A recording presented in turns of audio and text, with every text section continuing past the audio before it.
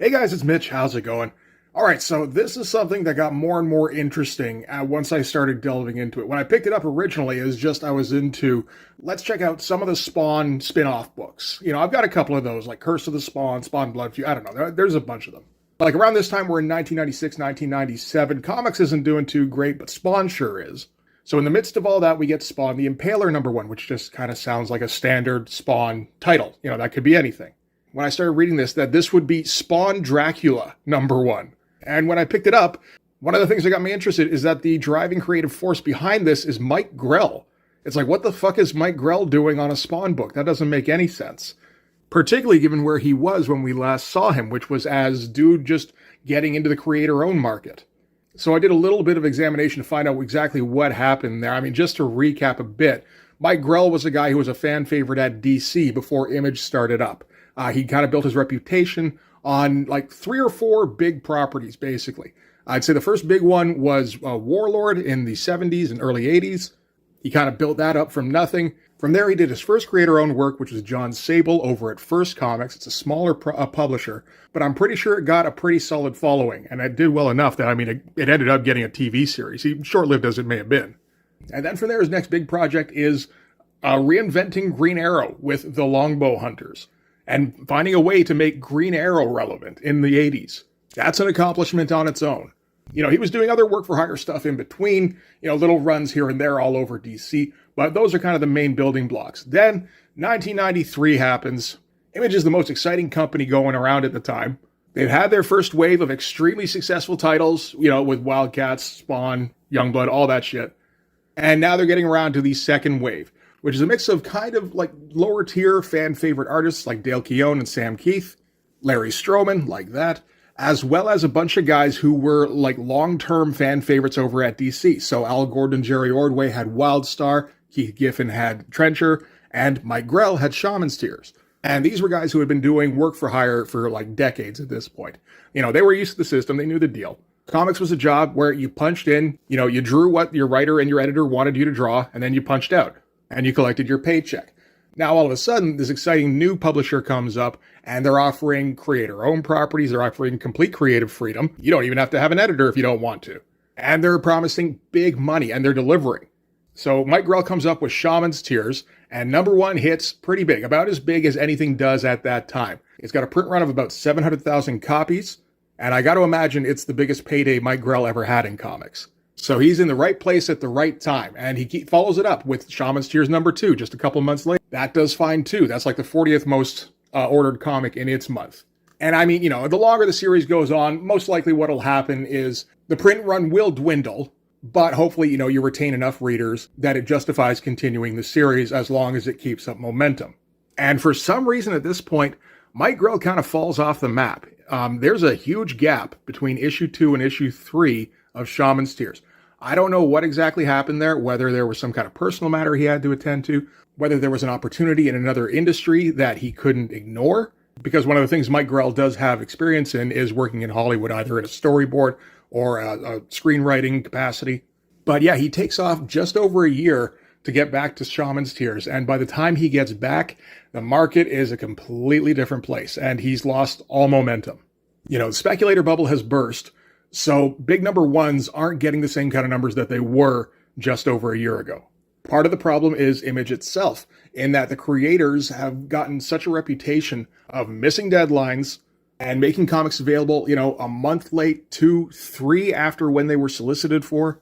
And retailers have had enough, and they're getting stricter about how much they're ordering. And it feels like at that time, when Mike Grell gets back on Shaman's Tears, and he's trying to get back to his creator-owned project, that there's a sense of like, I missed the boat. You know, he was there right at the right time to cash in on the huge payday, but then he didn't follow it up when he should have. So he gets back to Shaman's Tears, gets back to cranking those out, gets up to 12 issues out, plus an issue 0. That's all right. But the numbers aren't anywhere near the same. Issue #3 clocks in, I think, around 50,000 copies, which is fine. But I mean, when your first issue got you a print run of 700,000 copies, it's going to feel like a failure. And by the time he gets to issue 12, the print run is more like 30,000, which is when, I mean, particularly with Image, they start looking at, okay, I don't know if this is worth putting out anymore. You know, we're talking about an Image that canceled Alan Moore and Rick Veitch and Steve Bissett's 1963 comic, because they sold, 700,000 copies when the Image guys were expecting 1 million. So Mike Grell follows up Shaman's Tears a few months later with Maggie the Cat, which feels like an attempt to cash in on the new bad girl trend that was going on at the time. The problem is that trend is not suited to Mike Grell whatsoever. He doesn't generally draw sexy ladies in slinky outfits, which is kind of what that whole trend was built on. He does his best with it, but his style really isn't suited to it. And that only lasts for 2 issues. Issue 1 has a print run of 40,000. Again, when his first issue before had 700K, it's not even comparable. So now we're into the tail end of 1996.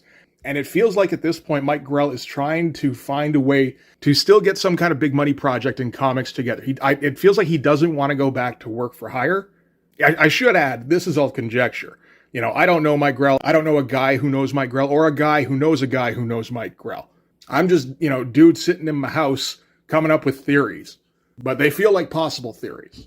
But anyway, yeah, it feels like Mike Grell is trying to put off getting back into the old work-for-hire routine. And at this time, like Spawn is really kind of expanding their line. They've got, the Sam and Twitch series. They've got the Curse of the Spawn. They've got the Violator miniseries under their belt. They've got the Blood Feud thing going on. Like, there's just all these Spawn spin-offs happening. And it's also worth mentioning that the McFarlane toy line is starting to take off.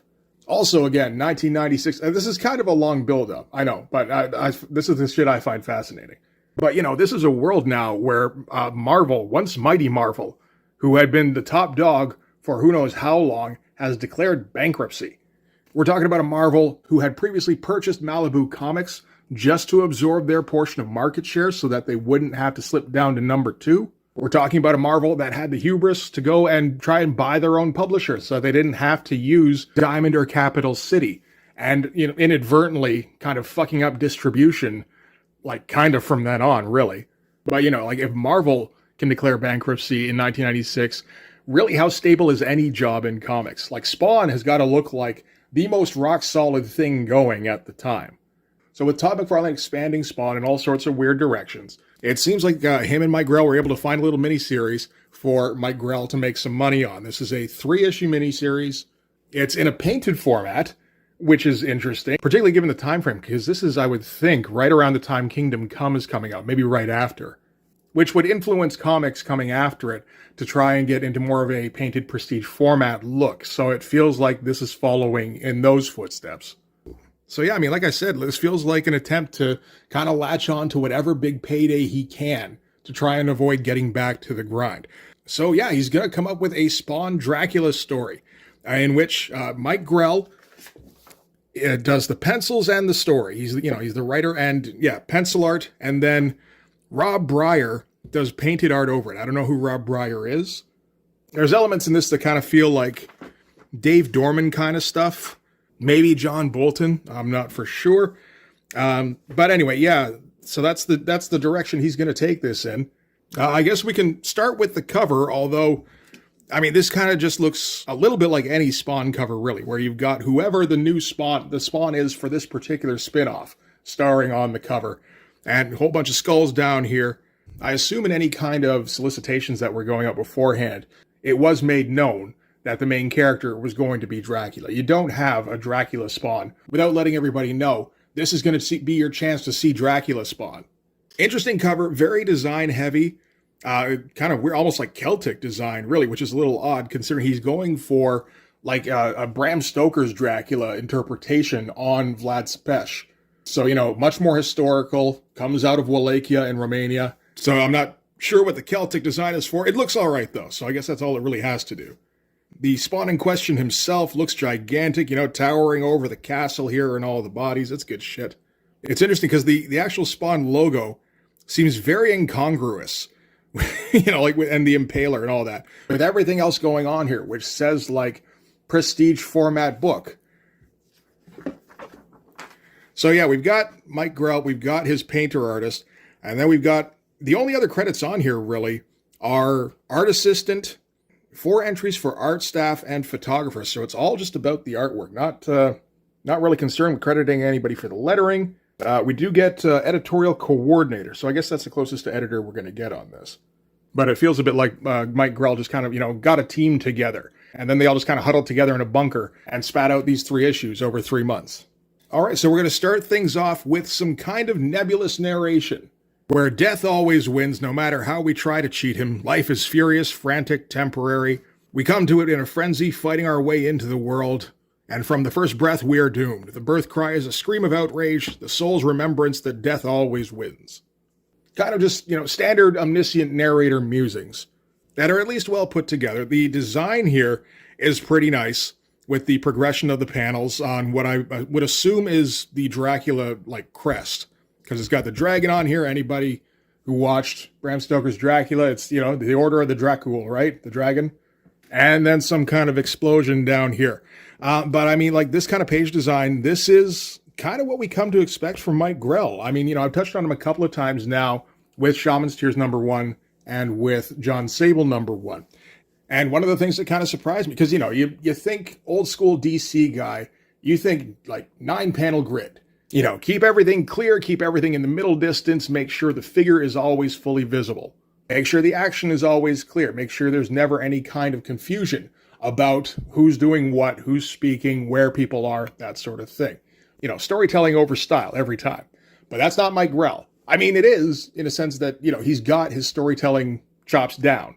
But one thing I noted on those other issues was that Mike Grell really has a thing for interesting page designs, to the point where it's really kind of part of his style. It's interesting with the Image guys in particular, because part of what they built their reputation on was having a more dynamic style, which oftentimes had more dynamic page layouts than your standard comic books at the time. But even those more dynamic page layouts were largely built off of tropes that they'd picked up off of guys like Michael Golden or Art Adams, Walt Simonson maybe. Hell, you want to get back to it, Jack Kirby. Each artist usually had their particular tropes that they wouldn't generally stray outside of, apart from Will Sportasio, who could get a little bit crazy. Mike Grell is a different guy. He's taken in the composition of the page whenever he's coming up with a design. And he does seem to have repeated motifs that he likes, where he's got these kind of overall shapes where he'll do repeated panels in between them. Kind of similar effect here, really. But he has no problem popping guys out of the panel border, particularly when he can use a directional device to guide the eye, which he's kind of able to do here. And then, pop you back up here to the action. But yeah, composition and page design. I haven't read a ton of Mike Grell books, but every time I do, I'm always thinking I should be reading more of this shit, man. Anyway, we got a battle of some kind. It's with guns. This could be, this looks like World War I kind of setting. Maybe World War II. Some woman's getting staked out. She manages to break free and start knocking people down. She gets gunned down immediately in return, falls on the ground, her blood seeps into the soil. And yeah, you get those directional devices where you're never really confused about where you're supposed to look next. Even with the blood here, kind of dragging you down. It's good shit. And I guess that awakens Spawnula, and he busts up out of the ground in a big old double-page splash. That, again, doesn't really feel appropriate to this style. It's a painted style. It's going to be big and bold, or at least it's going to come across like that's what it's going for.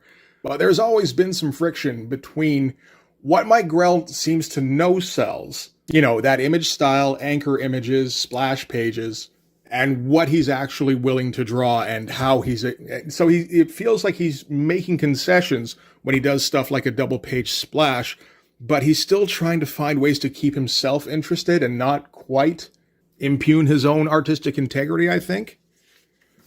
It's a pretty cool shot here. This is a very interesting design for Spawnula, where it feels kind of influenced by samurai armor, just with, a lot more bat wings flying off in every direction, more spikes flying everywhere, got some chrome that we can get some nice lens flares flying off of. This is a pretty 90s looking Dracula. And again, one that I feel like would fit in well, maybe not even in 1996 on the McFarlane toy line. I'm thinking more like 97, 98. But it's definitely around that era. Yeah, you know what? I was thinking about the timeline. This is just a little bit too early because this is, as I said, 96. Todd wouldn't get into the really highly detailed stuff, I feel like, until the movie Maniacs series came out, and that was where he really kind of found his groove with the toy line. So this is just like a little bit too early for the really highly detailed stuff and too late to get in on the initial wave of McFarlane toys. It's a bit of a shame. It seems like a no-brainer to get its own figure. Anyway, Dracula, Spawnula pops out of the ground. They shout Nosferatu and try to gun him down. And he seems to use spawn powers to impale everybody, which I guess that's appropriate. That's as appropriate as it's going to get in this book. Get more big old splash pages, you know, like, again, where it feels like Mike Grell is going, okay, this is what you want. We both know it, so here it is. I'm going to give it to you at a Dutch angle. I'm going to have Spawnula taking up the entire page in his big old spiky, shiny costume. And then we're going to get into the stuff I want to write about, which is about, like, the corruption of modern day man. So we're going to get some, like, seemingly unconnected stuff here where, you know, we get into a city and we've got some drug dealer here who at first refuses to give a junkie his next hit. So junkie stabs him, takes the junk for himself, and then immediately gets gunned down in response by somebody. And this is all to Spawnula's liking. He's shown up in this new age. He's been asleep probably for centuries, and he's like, you know what? This suits me fine. Some pretty good looking stuff here. I like the cityscape stuff. This looks like almost futuristic. It's kind of impressionistic, really, because it's not really going for a realistic kind of style here, but it's more like the approximation of what a city would look like if you squinted. And that feels like a little bit of monthly comics problem solving, because, you know, it's a little tough to do a fully painted cityscape on a monthly schedule, but it feels like maybe they found some solutions in here. This stuff here, you know, it's all reasonably well executed. There's not really enough detail for me, for your average Spawn fan at this time, I would think. But at the same time, you know, again, Spawn Dracula. So, I mean, even with the kind of weird subject matter that doesn't really appeal to your average Spawn fan, even with the art style that I would also say doesn't really appeal to the average Spawn fan, it doesn't look remotely like Todd McFarlane or Greg Capullo, and it doesn't look like the inside of a Nine Inch Nails album. You know, this is much more kind of standard painterly stuff. That's not really trying too hard to, like, bridge the gap. It's, you know, it's kind of staying in its own lane. It's more the subject matter that appeals to your average Spawn fan, or at least theoretically. Like, they all know through the advertisements that, you know, something in here, you know, like, Todd wouldn't steer us wrong. There's going to be something edgy in here that I'm going to like. All right, so from here we cut to, you know, like, Spawnula, whatever. I really want to stick the landing on that, but I keep forgetting it. You know, he's doing his perching on a gargoyle thing. It's all pretty good. He's not remotely inconspicuous enough, I feel like, for this panel. He's way too shiny, but that's okay. While he's surveying the city below, he spots some girl, and this girl is very important to him. We don't know why just yet, unless we've seen Bram Stoker's Dracula, because this is the Winona Ryder character. This is Elisabetta reincarnated as Mina, essentially. Or at least that's the impression I get. I only read the one issue. I don't have issue 2 and 3 just yet. I kind of feel like I should get them, to be honest, because I kind of want to see where the story's going, if it's going anywhere, or if it's just going to kind of degenerate into standard Spawn bloody clash at the end. But, you know, again, with that, like, those weird page layouts where we're making a little bit of room for the spikes, you know, like, just back off the panels a little bit. Oh, hey, let's keep that motif going here. So anyway, Spawnula, he's looking down on the street and he spots Abby Carfax, which is a nice little nod, I have to say. You know, he didn't go with giving her a last name like Murray or Harker or Van Helsing, God help us. He made it just a little bit more subtle. Abby's out with her friend Tiff. They're just kind of trolling clubs for boys, I think. And Abby decides to take the rest of the night off. She's had enough of basically picking up from Tiff's leftovers. Starts to walk home by herself and attracts the attention of a bunch of thugs who are watching nearby. And the thugs build up their courage and they decide to corner her because this is the Spawn universe where 40% of the population is made up of muggers or rapists or child killers, usually. Some very interesting treatments going on. Like, Mike Grell's not letting too many pages go by without doing at least something interesting with the page layout. This one here is a nice example. This is another one where you got a wolf just kind of sprinting, or I guess a pack of wolves sprinting across the top of the page here, all blood spattered, in what looks like just a bunch of cutouts that have been spattered and then pasted onto the page.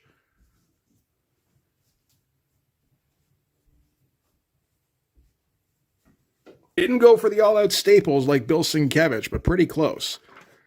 Anyway, Spawn Dracula descends from this gargoyle to rescue Abby Carfax. And he just starts ripping all of the thugs to pieces. You know, he's ripping arms off.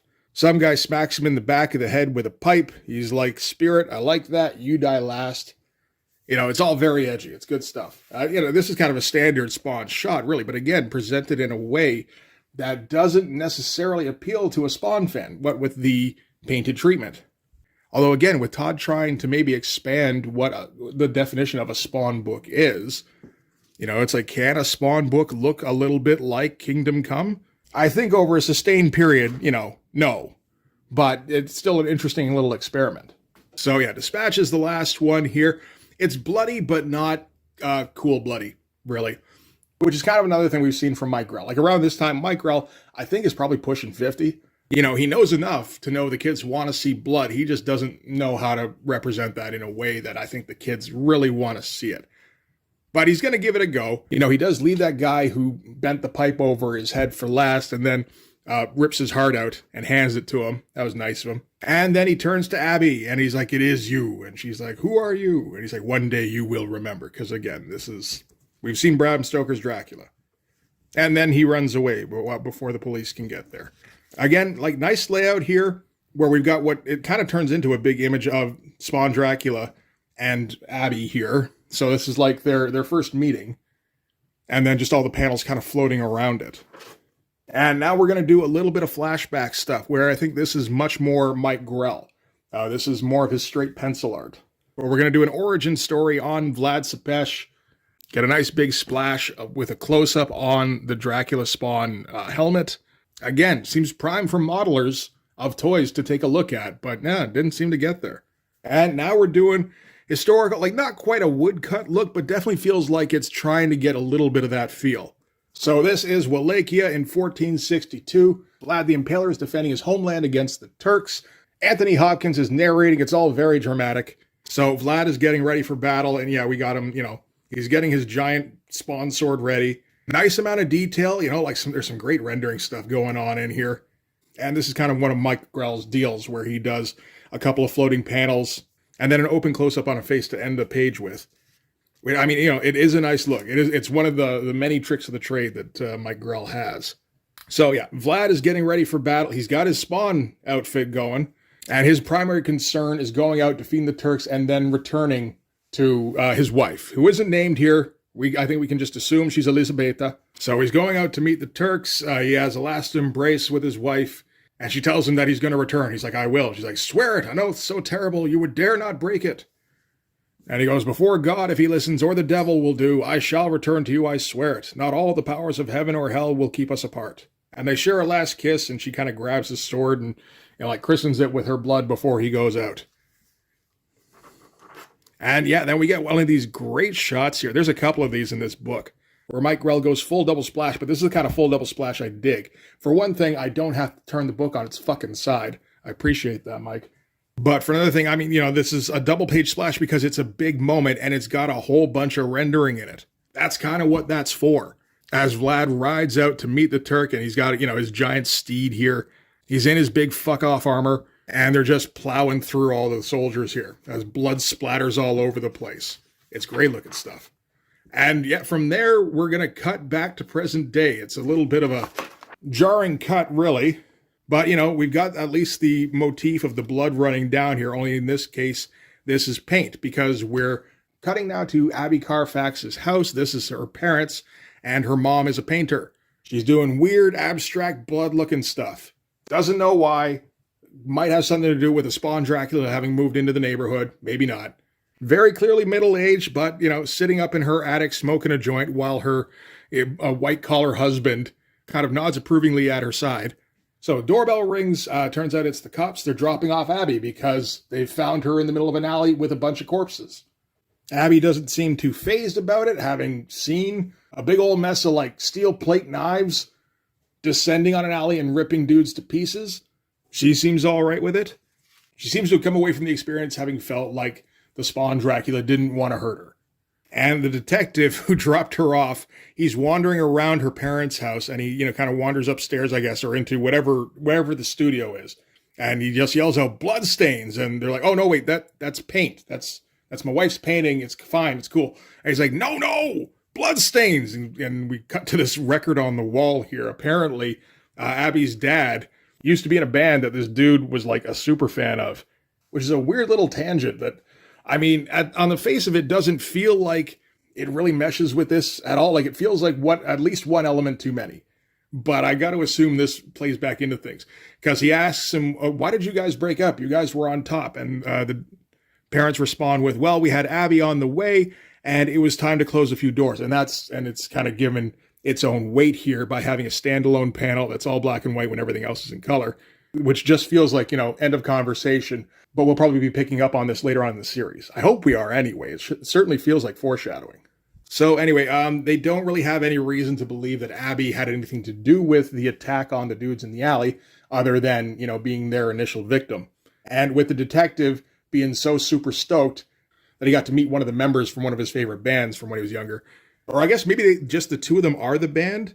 I think that might be the case. I didn't notice that at first, but it looks like the dad was the guitarist and the mom was the singer. I would assume there's a drummer in there somewhere. Although, maybe it was a drum machine. Who knows? But yeah, anyway, they're willing to let Abby just kind of go and be like, "Okay, hope you're doing fine. I'm going to have Altar of the Demon stuck in my head for the rest of the day."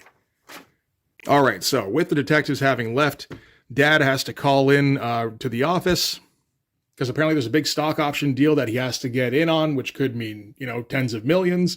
So he's, times have changed significantly since he was in a band. While he's calling, they note that there's a light on in the church next door, because it turns out that some guy named Drake bought it and he's going to turn it into a museum. So now we're getting Fright Night vibes as well. So as good neighbors, they've invited Mr. Drake over for dinner, and they want Abby to dress nice. Again, some pretty imaginative page designs going on here. We got to cut back real quick to Dracula slaughtering Turks. This is such great looking stuff. It is very at odds with what the McFarlane brand usually is at this time, which is like very heavily inked, and you get that kind of Capullo, like gristle feel on everything. Ends with somebody cutting the head off of I guess this is Dracula here. He looks like he's got the Dracula armor.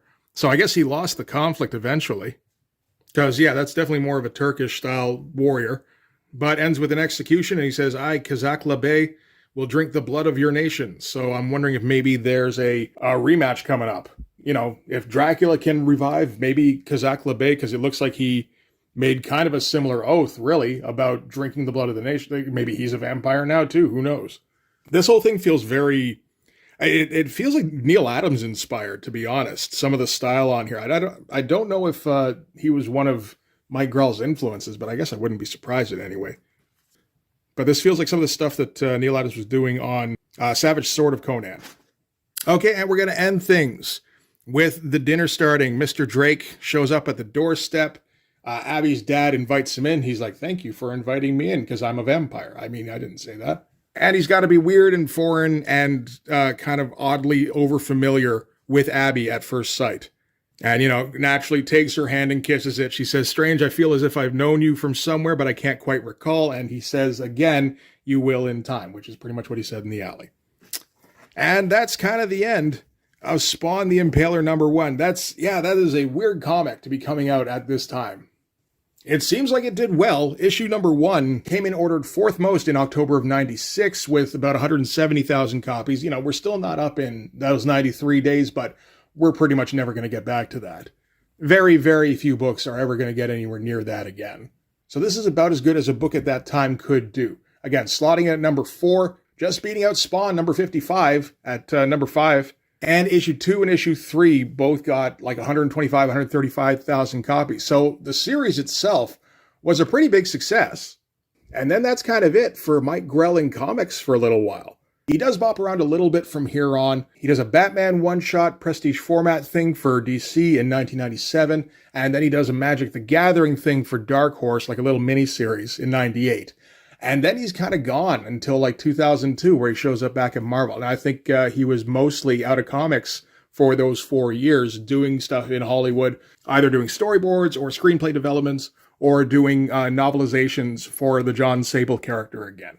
So yeah, it feels like he's willing to do a little bit of work for DC again, or, like just another one of the big companies, but he doesn't want to get back on the work for hire merry-go-round just yet. He had a taste of that big money with Shaman's Tears #1, and I'm sure that seemed like the promise of never having to return to the grind again, and then for that to kind of slip through his fingers. Yeah, it feels like he was kind of trying to hold on to it for a minute. And then went, okay, you know what? Fuck comics for a while. It's a dying industry, because it must have seemed like that in the late 90s. I'm going to go find something else where I can make some decent money, because, Hollywood's always been good for that. And then I'll set myself up financially, and then we'll see if I want to go back to, doing work for hire stuff, but we're doing it on my terms. Like I said, this is all just kind of conjecture. It just seems like a likely kind of course of events. So like I said, I think I want to pick up the rest of the series because it feels like Mike Grell had a definite idea of where he wanted to go with this. I don't think it was anything he was super invested in, but it's Mike Grell. I don't think he's going to skimp on effort and on anything. And he knows enough about story structure and about coming up with interesting page designs that I think it would at least be worthwhile checking out. So maybe I'll do that at some point. But anyway, for this one, that's going to do it, guys. Thanks very much for watching. If you like this video, please hit the like button. It helps with all the algorithm stuff. If you want to see more, hit subscribe. If you really want to help out, in the description, there's my link tree, and in there's the link to my Patreon. If you subscribe there, that gives you access to everything I do. So all sorts of videos, all sorts of Blood Force comics. You can also follow me on Instagram and DM me there for commissions. But yeah, that'll do it. Thanks again for watching, guys. I'll see you in the next one. Bye-bye.